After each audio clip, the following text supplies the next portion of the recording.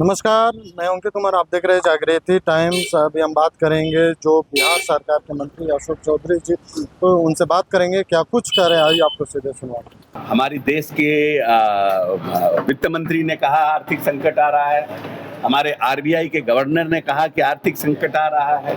हमारे भारत के किसी आर्थिक जो जानकार हैं उन्होंने ऐसा कहा कि आर्थिक संकट आने वाला है। परिस्थितियां बदली हैं क्योंकि ये सब लोग जानते हैं कि जब से हमारा ये वॉर शुरू हुआ है, मिडिल ईस्ट वॉर में, हमें कच्चे तेल की जो सप्लाई है उसमें हमें परेशानी हो रही है। इट इज नॉट कि हमारा सिर्फ हिंदुस्तान को परेशानी हो रही है, वर्ल्ड वाइड ये परेशानी है। हॉर्मुज़ को जिस तरह से एक तरफ अमेरिका और एक तरफ ईरान ने घेर के रखा हुआ है, सप्लाई चेन जो है वो डिमांड और सप्लाई का फर्क है, तो निश्चित रूप से हमें महंगा तेल मिल रहा है। तो जो हमारा फॉरेन कैपेसिटी है, जो फॉरेन हमारा उसको बोलते हैं रिजर्व है, वो रिजर्व हमारा घट रहा है। तो उसके लिए प्रधानमंत्री जी ने कहा है कि डीजल पेट्रोल पर कम खर्च हो, जनता से अपील की। यही तो बहुत अच्छी बात है कि उन्होंने अवेयर किया, सेंसिटाइज किया। उन्होंने कहा फॉरेन ट्रिप कम करिए जिससे कि हमारा फॉरेन करेंसी जो है कम खर्च हो। अब इसको आप आर्थिक संकट से देख के जोड़ रहे हैं और आप बोल रहे हैं कि देश में आप देश की जनता को डराना चाह रहे हैं। आपने कहा कि गोल्ड कम खरीदिए, इसलिए कि जब आप गोल्ड खरीदते हैं तो हमारा फॉरेन करेंसी जाता है।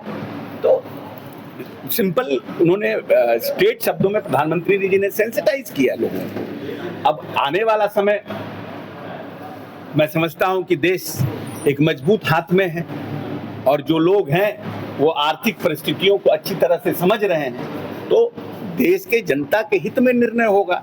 कोई परिस्थितियां ऐसी विषम आएगी भी।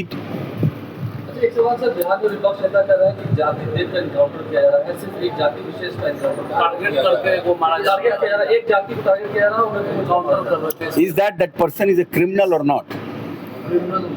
Is that person is a criminal or not? So you want to protect a special caste just because he is a criminal? प्रश्न ये नहीं है कि वो जाति किसका है, प्रश्न ये है कि वो क्रिमिनल है कि नहीं है। जिसका भी पुलिस से मुठभेड़ हुआ वो आदमी, वो व्यक्ति क्रिमिनल हिस्ट्री का था कि नहीं था? क्या स्तर हो गया राजनीति का, क्या स्तर हो गया राजनीति का? अब क्रिमिनल को भी अगर कोई मारा जा रहा है इनकाउंटर में या पुलिस मुठभेड़ में करिए तो उसको कह रहे हैं जाति मार रहा है। क्रिमिनल का कोई जाति होता है? क्रिमिनल का तो सबसे बड़ा जाति क्रिमिनल होता है। क्रिमिनल का कौन सा जाति होता है? क्रिमिनल को जाति पूछ करके मारता है किसी को या एक्ट करता है? हम समझते हैं कि पूरी तरह से जो है कि आज जो बिहार के विपक्ष है उसकी राजनीतिक सोच और पॉलिटिकल सेंसिबिलिटी जो है नगण्य हो गया है। जिस तरह से क्रूड ऑयल को लेकर प्रधानमंत्री मोदी ने अपील की थी कि तेल को बचत करें और गोल्ड ना खरीदे, उसको लेकर उन्होंने साफ तौर कहा कि उन्होंने जो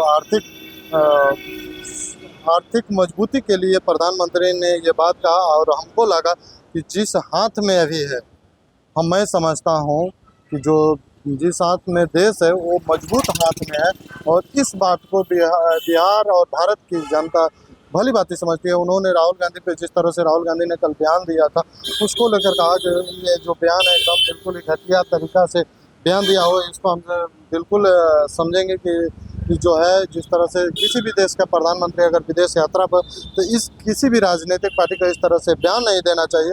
लेकिन आप क्या समझते हैं इस बयान को, आप कमेंट करके बताइए। और जिस तरह से क्रूड ऑयल के लेकर संकट बनी हुई है, इसको आप किस तरह से देखते हैं, आप कमेंट करके बताइएगा।